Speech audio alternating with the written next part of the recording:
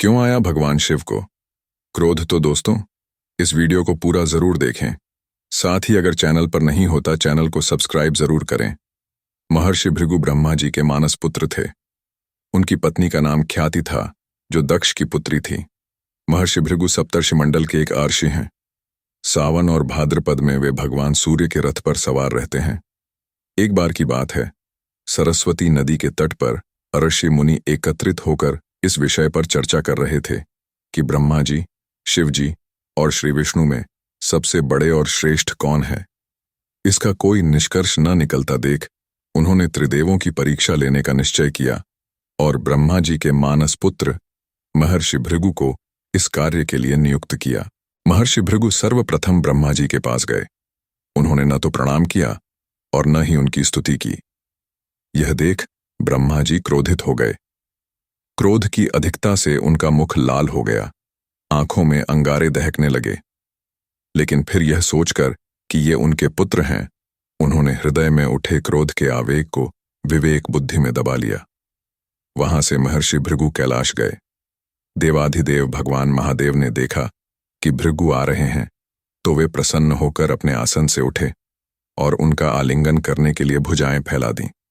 किंतु उनकी परीक्षा लेने के लिए भृगु मुनि उनका आलिंगन अस्वीकार करते हुए बोले, महादेव, आप सदा वेदों और धर्म की मर्यादा का उल्लंघन करते हैं। दुष्टों और पापियों को आप जो वरदान देते हैं, उनसे सृष्टि पर भयंकर संकट आ जाता है। इसलिए मैं आपका आलिंगन कदापि नहीं करूंगा। उनकी बात सुनकर भगवान शिव क्रोध से तिलमिला उठे। उन्होंने जैसे ही त्रिशूल उठाकर उन्हें मारना चाहा, वैसे ही भगवती सती ने बहुत अनुनय विनय कर किसी प्रकार से उनका क्रोध शांत किया। इसके बाद भृगु मुनि वैकुंठ लोक गए। उस समय भगवान श्री विष्णु देवी लक्ष्मी की गोद में सिर रखकर लेटे थे। भृगु ने जाते ही उनके वक्ष पर एक तेज लात मारी। भक्तवत्सल भगवान विष्णु शीघ्र ही अपने आसन से उठ खड़े हुए और उन्हें प्रणाम करके उनके चरण सहलाते हुए बोले, भगवन, आपके पैर पर चोट तो नहीं लगी? कृपया इस आसन पर विश्राम कीजिए। भगवन, मुझे आपके शुभ आगमन का ज्ञान न था, इसलिए मैं आपका स्वागत नहीं कर सका। आपके चरणों का स्पर्श तीर्थों को पवित्र करने वाला है। आपके चरणों के स्पर्श से आज मैं धन्य हो गया। भगवान विष्णु का यह प्रेम व्यवहार देखकर महर्षि भृगु की आंखों से आंसू बहने लगे। उसके बाद वे आर्षि मुनियों के पास लौट आए और ब्रह्मा जी, शिव जी और श्री विष्णु के यहाँ के सभी अनुभव विस्तार से कह बताया।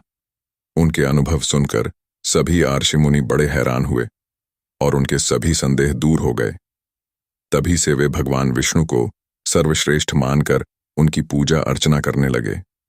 वास्तव में उन आर्षि मुनियों ने अपने लिए नहीं, बल्कि मनुष्यों के संदेहों को मिटाने के लिए ही ऐसी लीला रची थी।